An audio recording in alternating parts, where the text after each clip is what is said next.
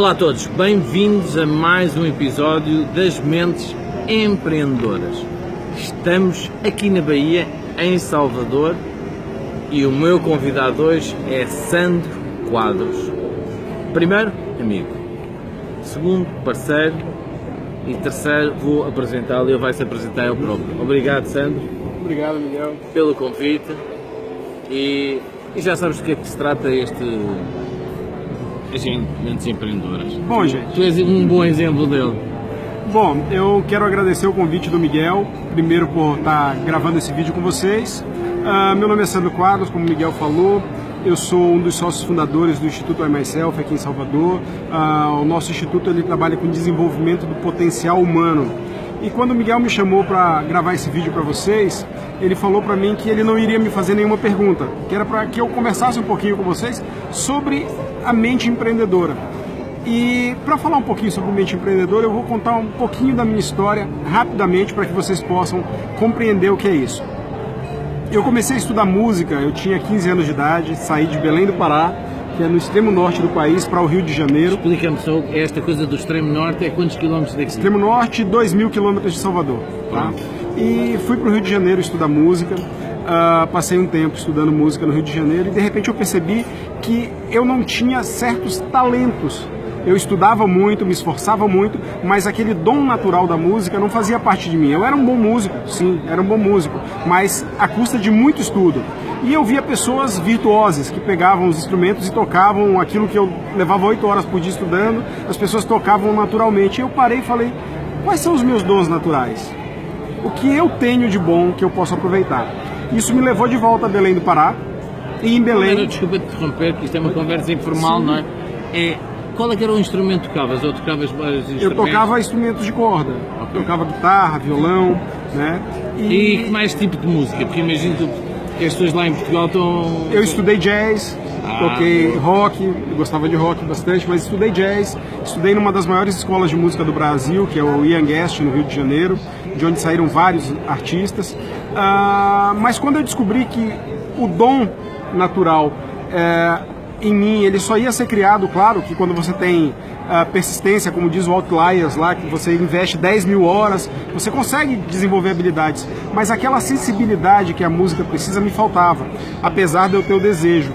E de repente eu me vi numa encruzilhada, continuar persistindo em algo que eu sabia que eu ia ser mediano, nunca iria ser um grande musicista, um grande músico, por sentir em mim a falta dessa sensibilidade, ou procurar encontrar em mim algo que eu só sabia que eu pudesse fazer muito bem. E isso me levou de volta para Belém do Pará. Em Belém do Pará eu comecei a atuar na área de vendas, de computador. E isso me levou por uma jornada fantástica, Miguel, porque eu entrei na área de tecnologia. E essa área de tecnologia me trouxe para Salvador, Bahia, onde eu estou hoje. Deixa eu fazer uma pergunta. Muitas vezes eu faço que é, como é que hoje, não é? Avançando um bocado, então essa área de vendas, o que é a mente empreendedora, o que é uma mente empreendedora de música, se é que isso existe? Certo. Para responder a tua pergunta, eu vou usar o exemplo do Flávio Ferreira, que é um amigo meu de São Paulo. Okay. E Flávio, ele decidiu, a gente morou junto no Rio quando estudávamos música, e ele decidiu que ia viver de música. E viver de música significa se profissionalizar dentro de um ambiente para que você possa... Aliás, toda mente empreendedora tem que pensar em servir.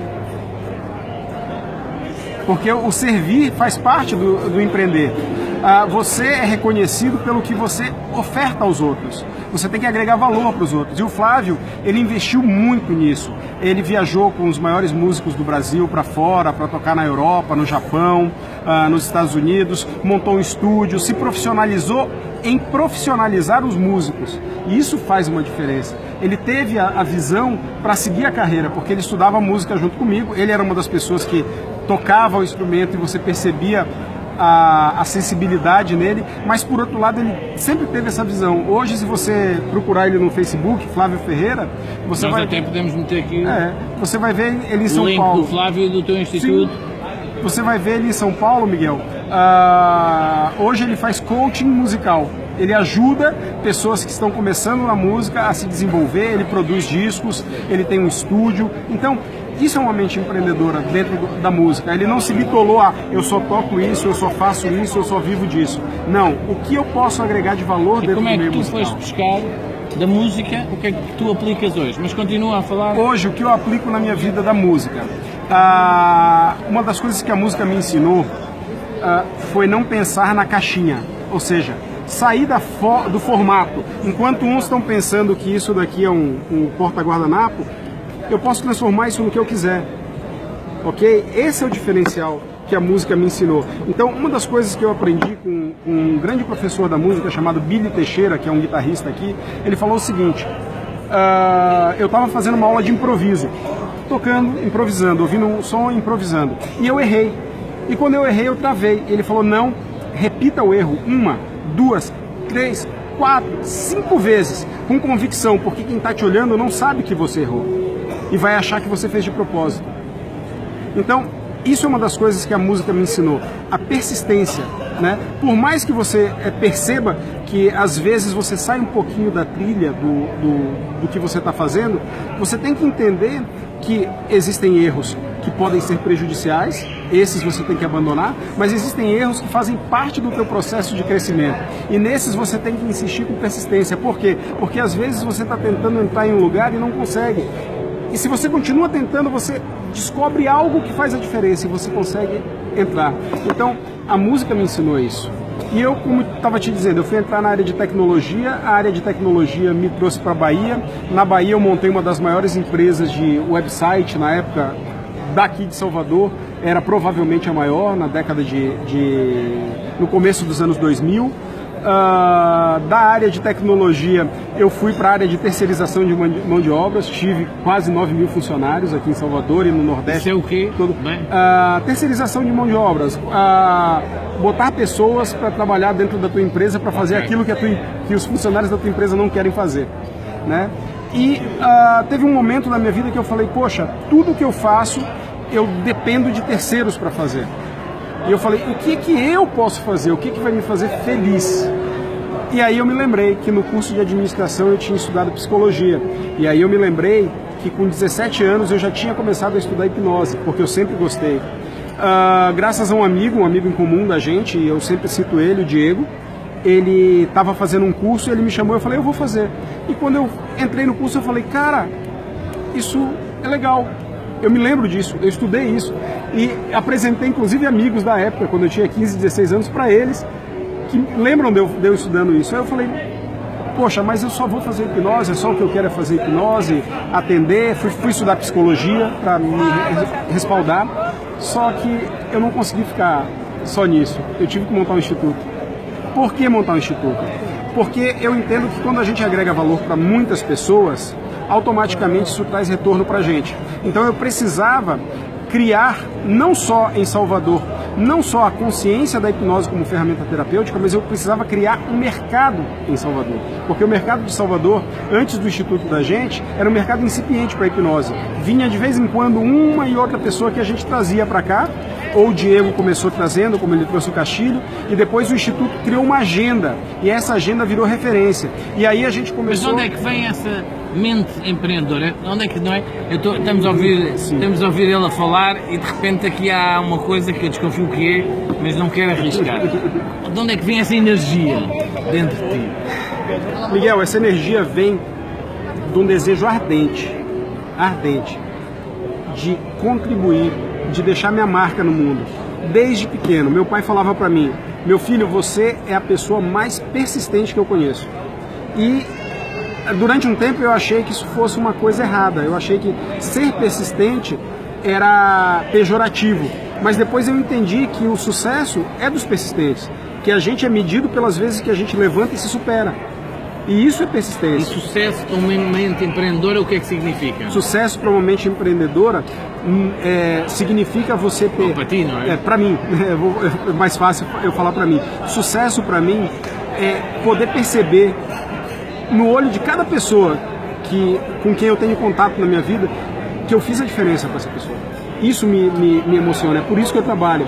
Eu acho que toda e qualquer recompensa financeira ela tem que ser visada. Faz parte. Você não trabalha não pensando em sustentar tua família, ou em dirigir um carro melhor, ou em viajar bem, mas isso tudo é consequência daquilo que você contribui. Quando você vê pessoas como a gente viu no curso do Miguel esses dias, como a gente vê nos cursos da gente, como a gente vê nos cursos que a gente traz pra cá, que brilham o olho e viram pra gente e falam assim, pô, isso mudou minha vida. Isso é sucesso. Você viu isso no teu curso, pessoas vindo te abraçar depois, dizer, Miguel, o próprio Bruno, você vê que ele saiu do teu curso, só para você entender o que foi, ele saiu do teu curso, fez um cartaz e vou fazer o meu curso. Quer dizer, ligou uma chave. E isso é sucesso. Quando você consegue tocar a alma de alguém, consegue viver do que você ama, e mais do que isso, consegue viver do que você ama. Viver do que ama. Porque há bocadinho, quando eu disse que ia arriscar, e tenho estado aqui com o Sandro estes dias, a convite dele e do MAC e do Instituto, é essa paixão que eu vejo que traz uma energia que é contagiante. Exatamente. Eu saio daqui elétrico, com essa contagiado. Com essa várias vezes, Miguel, eu me peguei indo para uma das empresas que eu tive e eu saía de casa de manhã e eu me perguntava, o que eu estou indo fazer ali? Perdeu o sentido. E, infelizmente, muitas pessoas passam a vida fazendo coisas que não têm sentido. E eu fiquei me perguntando, para quê? Para que eu vou continuar insistindo em coisas que me maltratam? Eu estava com 138 quilos, Miguel. Eu agora ia perguntar mesmo, como é que é tudo a saúde? Qual era o reflexo na saúde? Sim. Porque quando a cabeça, nós em Portugal temos uma canção de um famoso cantor que já morreu, não é? Quando a cabeça não pensa, o corpo paga. Sim. Eu estava com 138 quilos em um determinado momento da minha vida. E acabámos de comprar um cinto porque as calças estão a cair. Eu estava com 138 quilos, eu fui parar 18 vezes no hospital com hipertensão. E a minha esposa virou para mim e falou para mim, tô grávida. E quando ela falou para mim, tô grávida, isso me deu um choque. Eu fiquei feliz. Para ser mais exato, eu passei 5 minutos de felicidade e depois eu caí aos prantos. Eu comecei a chorar, porque eu percebia que eu não ia conseguir criar meu filho. Eu sabia, algo dentro de mim sabia que se eu não mudasse o ritmo da minha vida, eu simplesmente ia ter um infarto, eu ia ter uma doença muito grave. E naquele momento eu decidi mudar. E isso é uma outra coisa que me chama muito a atenção. Hoje eu entendo que se é necessário mudar, você não tem que ter medo, você tem que mudar. Mas mete medo. Mas não adianta, porque o medo, ele é um aliado, tá? Se ele for utilizado da forma correta. O medo, ele não pode te paralisar, mas ele tem que te fazer entrar num estado de reflexão para que você avalie quais são os passos que você vai dar. Porque se você sai de forma maluca, né, larga tudo e vou fazer tudo, você pode bater a cabeça e fazer a coisa de forma errada. Então o medo, ele serve hoje para mim, tá? O medo, ele serve para me mostrar que eu tenho que avaliar melhor o que eu vou fazer para que eu possa saber dos riscos antes, mas ele não vai me impedir de fazer. Risco calculado. Exatamente. Ele não vai me fazer, não vai me impedir de fazer o que tem que ser feito. Por quê? Porque eu tenho duas opções: ficar parado na situação que eu tô, e geralmente não é a situação que a gente quer, ou arriscar a mudança. E arriscar a mudança traz a possibilidade de você alcançar aquilo que você quer. Então, é muito simples, não tem escolha. A gente tem que estar sempre no fluxo. E quando a gente está no fluxo, as coisas acontecem. Há 4 anos atrás, ninguém sabia quem era o Instituto I Myself. E para mim é um orgulho você chegar aqui e dizer: eu estou dando aula na mesma sala que eu vi Fábio Puentes, que eu vi Benomi, que eu vi Castilho, que eu vi o Alberto lá de Portugal, e que eu vi diversos ícones da hipnose e do desenvolvimento humano dando aula. Falando em desenvolvimento humano, e nós acelerando um bocadinho esta entrevista, porque o shopping, estamos aqui no sítio e eles já avisaram-nos que estão a fechar. Eu sei que tu tens 2 livros escritos, 2 não? Sim, são 2. São dois. Um é uma participação e o outro é um livro. Queres falar um bocadinho sobre isso? Pronto. A gente tem a participação num livro que é o livro de terapia regressiva. A gente escreveu um artigo sobre uma técnica do professor Idalino Almeida, que é um mestre que inclusive gravou uma entrevista com o Miguel. Nós nos sensibilizamos pela batalha do professor Idalino Almeida em fazer com que a terapia regressiva fosse reconhecida no mercado. Então nós fizemos a pós-graduação com ele e nos propusemos a fazer um livro com artigos diversos, e eu escrevi um desses artigos. Tive a honra de escrever isso e deixar para a posteridade aí o trabalho do professor Idalino Almeida, que eu espero que ainda escreva muito mais coisa para a gente, porque ele tem muito a acrescentar. E o livro Impossible, como diz o Miguel, é um livro que fala justamente desse meu processo de transformação, desse meu reencontro comigo mesmo, ou seja, impossível, possível dentro, né? E assim, é um livro que eu tenho muito carinho, porque ali tem muito da minha verdade, e eu sei que da minha verdade eu consigo, com a minha verdade eu consigo tocar diversas pessoas. Então é um livro que me emociona muito, porque ele traz um pouco da minha história ali, e um pouco da minha história com indicações, não são lições, não são planos, não são protocolos, são só indicações do que eu fiz para mim, para que eu pudesse me centrar. Funcionou. E funcionou. Porque eu acho muito interessante que, por exemplo, muitas vezes eu falo contigo, tu estás a falar da tua história e eu estou a ouvir a minha, não é? É muito bacana isso, Miguel, porque quando a gente para pensar e para observar, a gente vê que todas as histórias se repetem de alguma forma, né?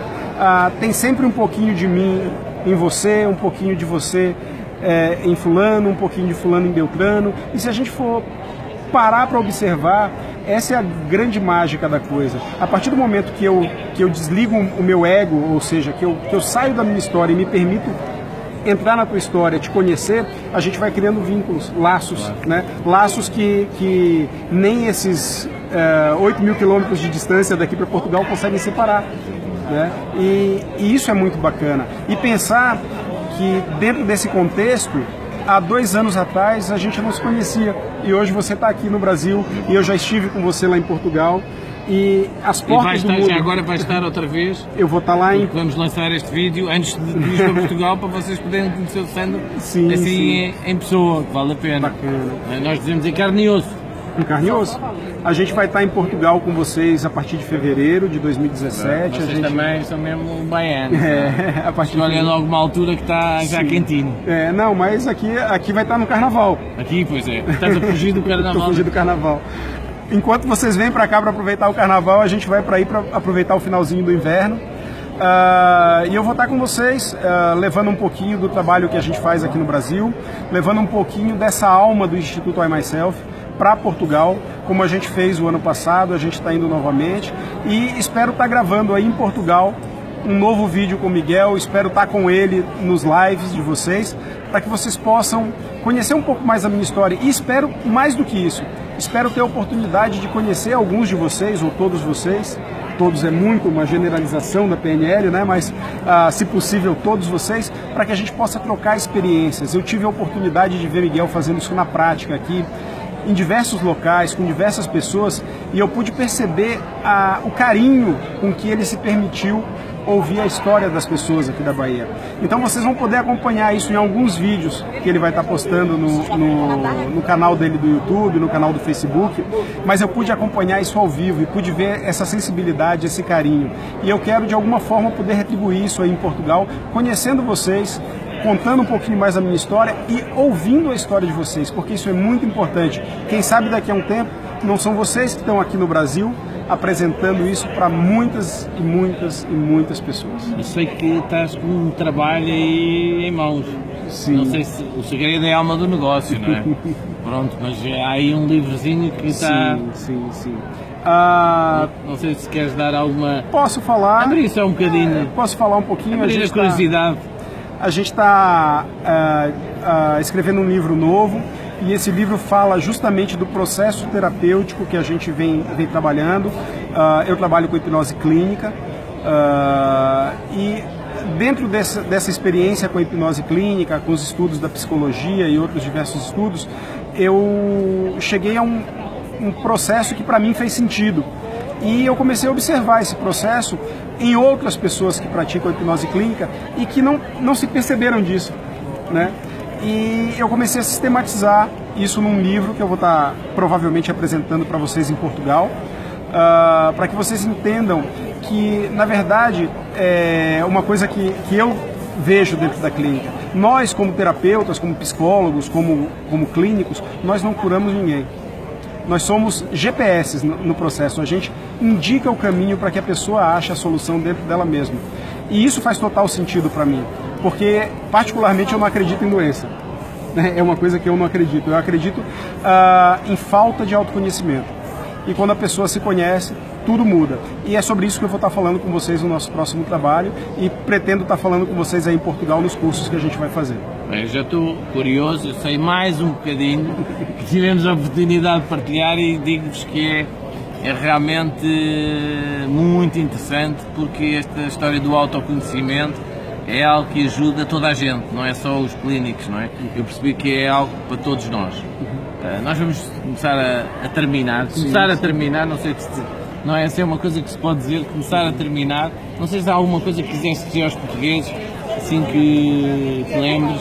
Eu sei que já lá estiveste. Sim, sim. Já estiveste do norte ao sul. Sim, sim, de carro, estive do norte ao sul. Hoje eu posso me considerar praticamente um cidadão português, porque meu avô era português, veio para o Brasil, ele era da Serra da Estrela.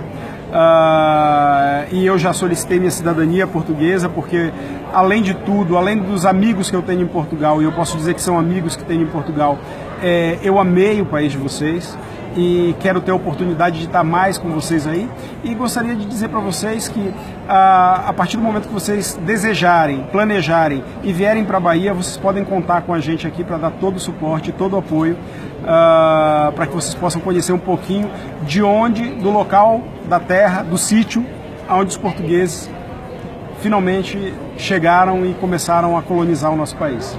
Que é enorme, deixe-nos dizer que é um lugar espetacular e enorme. Alguma dica para uma mente empreendedora? Aquele pessoal, falando um bocadinho mais à brasileira, aquele pessoal que tem 20 anos, que está empreendedor, está muito virado para as tecnologias, que nós achamos hoje em dia que é espetacular, aliás, estamos a utilizá-las. O que é que tu dirias? Com a tua experiência, o que é que tu dirias que seria um bom passo, não é? Tirando as tecnologias de autoconhecimento, assim uma frase ou um livro que tu achas? Eu vou deixar vocês com um pensamento e uma coisa que sempre me norteou na vida, e as pessoas que me conhecem sabem que isso eu falo e eu sigo. Nunca duvide da sua ideia. Nunca duvide da sua ideia. Invista na sua ideia. Acredite na sua ideia. Leve a sua ideia até o máximo que você conseguir, porque a sua ideia pode mudar o mundo. Bem, eu acho que vamos ficar por aqui, porque sem palavras. Sandro, beijo para vocês. E obrigado. E vamos ver no próximo filme, no próximo episódio, é mesmo sem palavras. Até ao próximo episódio. Obrigado.